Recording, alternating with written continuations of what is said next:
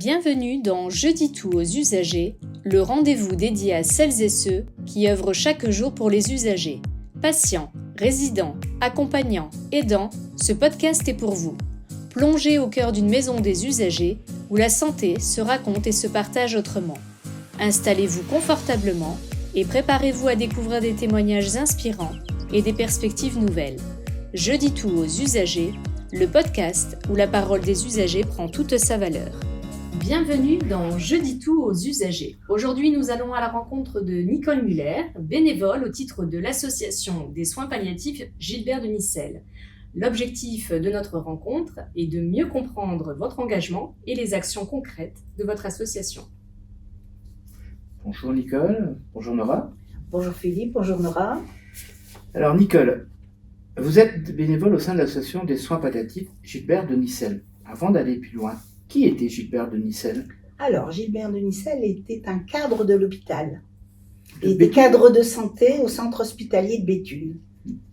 Et Gilbert était très intéressé par les soins palliatifs tout au début. Il est allé se former au Canada. C'est donc le premier qui s'est formé sur Béthune aux soins palliatifs. Voilà pourquoi le nom de notre association, Gilbert de Nicelle. Justement, pourriez-vous nous parler un peu de cette association Gilbert de Nicelle ? Comment vous y êtes rentré, comment vous êtes rentré en contact avec cette association Gilbert de Nicelle, et qu'est-ce qui vous a motivé à devenir bénévole dans cette association ?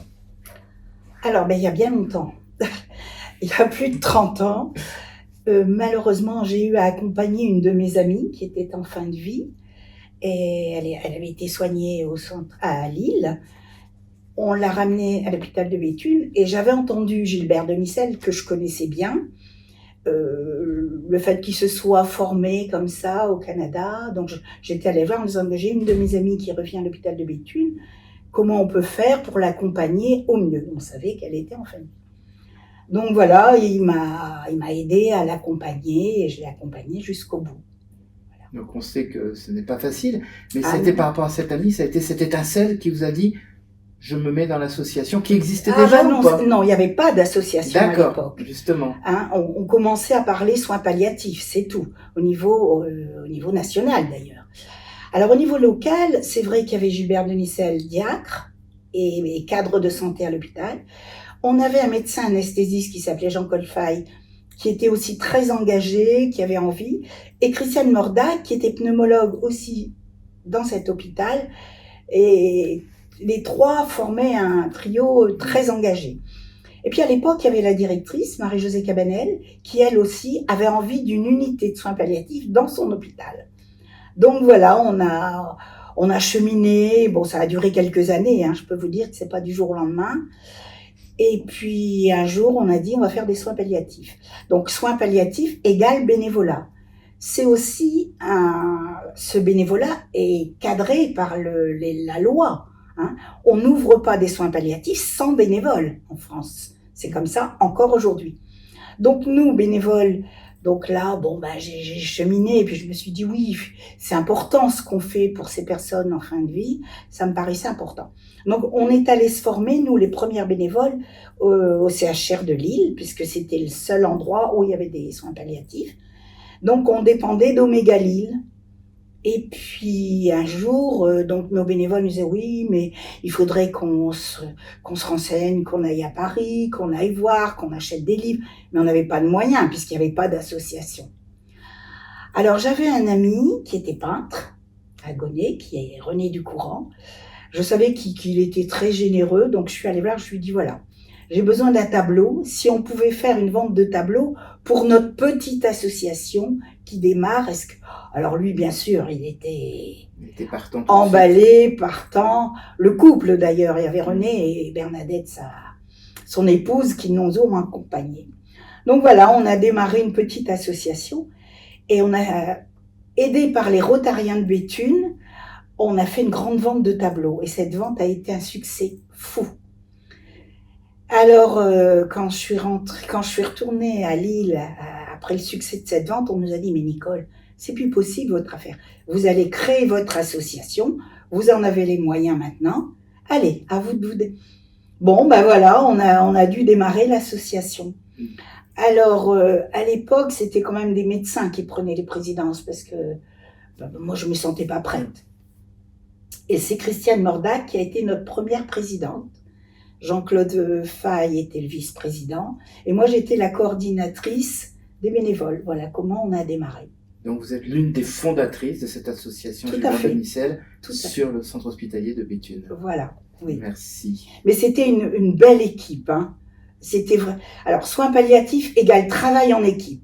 C'est pas une personne, c'est vraiment un ensemble. Alors justement, on va y venir. Nicole, est-ce que vous pouvez nous en dire plus? Parce que là, on voit bien les fondements de cette association et comment elle est née. Mais concrètement, quelles sont les missions de cette association au quotidien? Et vous, quel est votre rôle précis? Les missions, d'ailleurs, on s'appelle Association pour le développement des soins palliatifs. Ça, c'est très important. On milite, et ce mot militant est important aussi, pour le mouvement des soins palliatifs. Hein, ça, c'est... Voilà. Donc, notre association à notre petit niveau est gérée comme toute association loi 1901, un bureau, avec une présidente qui est d'ailleurs le docteur Gomez. Moi, je suis actuellement la vice-présidente, après avoir été présidente aussi, mais bon, ça tourne, c'est bien. Et puis, un secrétaire, un trésorier, voilà. Mais au quotidien, comment agissez-vous auprès des patients, mais également de leur famille, je suppose? Tout à fait. Alors, on a 16 bénévoles d'accompagnement qui sont tous les jours au lit des patients, à l'unité de soins palliatifs Amélie-Loutre à Breuer, et en équipe mobile de soins palliatifs au sein du centre hospitalier. Ça, c'est très important. Donc, tous les jours, il y a une bénévole là et là. Et puis, des bénévoles administratifs, donc président, vice-président, trésorier, secrétaire, voilà, qui gèrent. Le rôle de l'association, c'est de sélectionner, recruter, former, soutenir les bénévoles. Ça, c'est très, très important. Parce que nos bénévoles d'accompagnement, elles ont des groupes de parole accompagnés par des professionnels de l'accompagnement, hein, des psychologues. Alors, tous les mois, groupe de parole obligatoire pour tous nos bénévoles d'accompagnement. Une sorte de supervision par rapport à leur engagement. Tout à fait. Le rôle d'un bénévole, hein, pour les auditeurs qui nous écoutent, c'est quoi concrètement? C'est accompagner la personne, apaiser, soutenir? Alors, accompagner, évidemment, soutenir, mais le malade, bien évidemment, mais aussi sa famille. Parce que pour moi, ce qui reste le premier accompagnant, c'est la famille. C'est très, très important d'aider la famille, de l'aider parce qu'elle est angoissée, elle est seule. Et ça, c'est important. On aide la famille à accompagner. J'ai par exemple en tête une petite jeune qui avait quoi, 14, 15 ans, qui était au bout de la chambre de sa maman, qui avait une quarantaine d'années, qui était dans un lit. Elle n'osait pas approcher sa maman, c'est pas facile. Eh ben, j'ai pris une main. J'ai pris l'autre main. Et puis, petit à petit, quand j'ai pu réunir les deux mains, je peux vous dire que voilà des moments importants. Bien sûr, c'est déjà une présence qui est réconfortante. Voilà. Et pour cette petite, je me dis pour la suite, pour son travail de deuil, c'est important d'avoir pu accompagner sa maman jusqu'au bout. Bien sûr. Justement, si je veux devenir bénévole dans cette association, si vous pouvez me dire un peu quelle est une journée type ou une semaine type de ce que vous faites dans cette association sur une journée, une semaine, le temps que vous y passez, quel est ce que vous faites exactement? Alors, qu'on soit bénévole d'accompagnement ou bénévole administratif, bien sûr, c'est différent. Il y a deux choses différentes. Alors, les bénévoles d'accompagnement, elles donnent environ un après-midi par semaine. Mais bon, souvent, c'est peut-être un peu un après-midi sous les 8-10 jours, quoi, voilà. Hein? Donc là, elles sont ou en unité de soins palliatifs ou au sein de l'équipe mobile. Pour débuter, toute bénévole commence à l'unité de soins palliatifs parce qu'elles sont plus cadrées, c'est plus facile. Vous dire que c'est facile d'être bénévole d'accompagnement, non, bien sûr. Hein, être confronté à la mort, voilà, c'est pas facile. Donc là, on les aide. Et puis, les plus anciennes, en équipe mobile. Parce que là, elles sont plus livrées à elles-mêmes. Je sens que vous avez beaucoup de témoignages dans tout ce que vous dites. Il y a beaucoup de choses qui ont dû rester marquées. Oui. Voilà, vous nous avez donné l'exemple tout à l'heure de la petite jeune fille. Et justement, est-ce que dans cette association, pour fonctionner, vous avez des projets dans cette association? Je ne sais pas comment recruter, comment former, comment vous travaillez là-dessus? Alors, on sélectionne d'abord. Les personnes souvent nous appellent au téléphone, c'est déjà un premier contact. Ensuite, on les rencontre au sein de cette maison des usagers, d'ailleurs, voilà. Ensuite, des personnes vous diront c'est le parcours du combattant pour arriver bénévole. Mais non, ça me paraît important. Ensuite, elle voit aussi une psychologue. On ne se contente pas de notre avis à nous, hein. Elle voit une psychologue et puis la psychologue nous donne son avis, on a le nôtre et voilà comment on recrute les personnes. Commence une formation au sein du CHR de Lille. On travaille en région au niveau des formations de nos bénévoles. D'accord. Et ça, c'est aussi très important. On n'est pas seul, c'est ça qui est important. Et puis après, donc elles sont en binôme, elles sont parrainées par un ancien bénévole à l'unité de soins palliatifs. Et voilà, après, quand elles se sentent prêtes, elles ou ils d'ailleurs, parce qu'il y a quand même, on a un petit peu de messieurs, mais très peu. Et ben voilà, ils démarrent seuls. Ils volent de leurs propres ailes. Et est-ce que justement, par rapport à ça, vous travaillez avec d'autres associations en commun ou pas? Bien sûr. On travaille en interassociation, on a beaucoup de contacts avec Omega Lille, avec la Cato de Lille, on travaille ensemble. On adhère aussi à une fédération qui s'appelle Être là. Et puis, bien sûr, on est adhérent de la SFAP, Société française d'accompagnement en soins palliatifs. Est-ce que, justement, on le voit bien, hein, comme vous dites, ça peut être perçu comme un parcours du combattant, mais bon, justement, être confronté à la maladie, à la mort, bien sûr. C'est quelque chose de très particulier dans le cadre de votre association. Vous apportez beaucoup nécessairement aux patients, aux familles, mais qu'est-ce que ça vous apporte le bénévolat à vous et aux autres bénévoles? Je suppose que vous devez aussi en tirer une satisfaction. Je dis on donne beaucoup, mais on reçoit beaucoup. Vraiment, un sourire, oui. Oui, on reçoit beaucoup. Voilà. On a vécu des choses.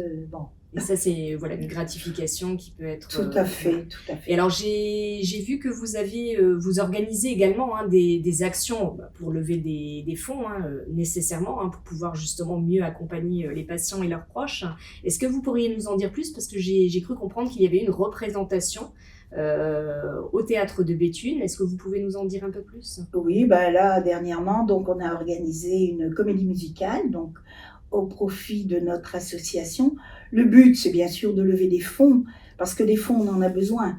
Pour nous, ce qui est important, c'est la personne est vivante jusqu'au bout. Alors, on fait venir des musiciens, on fait des crêpes. Je peux vous dire, le jour des crêpes dans le hall, ça sent les crêpes, c'est chouette. Enfin, voilà.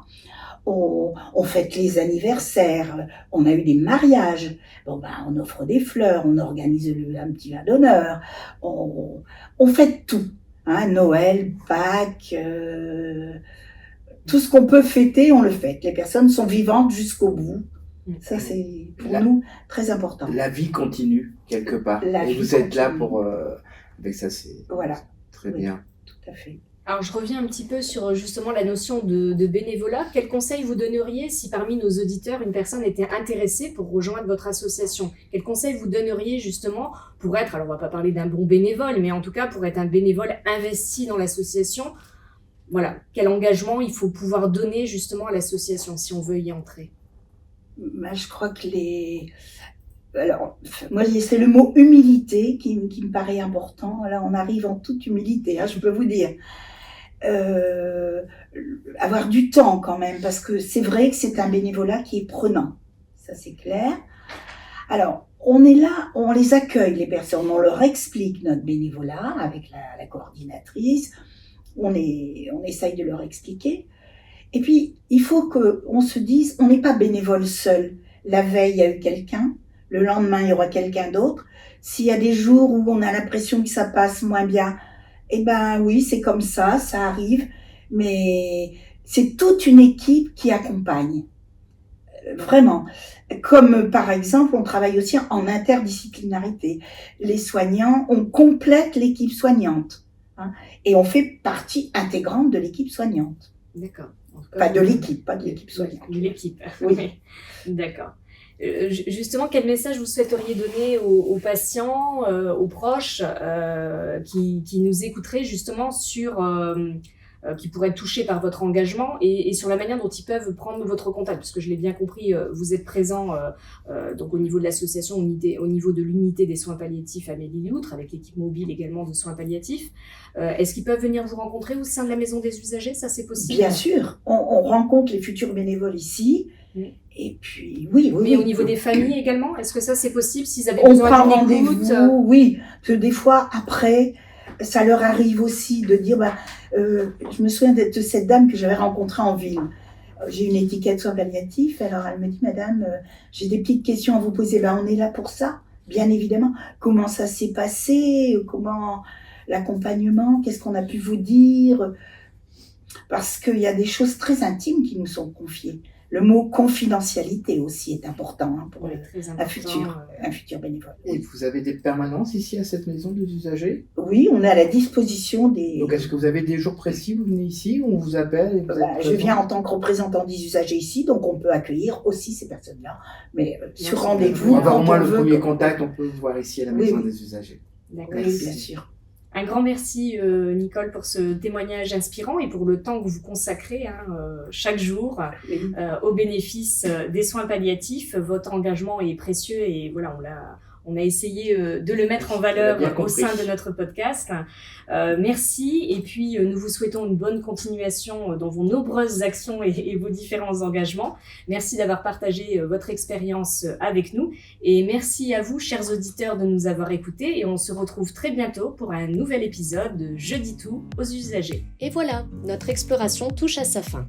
Nous espérons que cet épisode vous a inspiré et donné envie d'en apprendre davantage sur l'engagement au service des usagers. Au-delà de la maladie, il est possible de devenir un acteur clé du changement et de la solidarité. Retrouvez le calendrier des permanences et des événements de la Maison des usagers du Centre hospitalier de Béthune-Beuvry sur la page internet ou les réseaux sociaux de l'établissement, Facebook et LinkedIn. Merci d'avoir été à l'écoute de Je dis tout aux usagers. N'hésitez pas à partager cet épisode autour de vous et à nous laisser vos impressions. Et surtout, restez connectés pour de nouveaux témoignages et récits inspirants. À bientôt!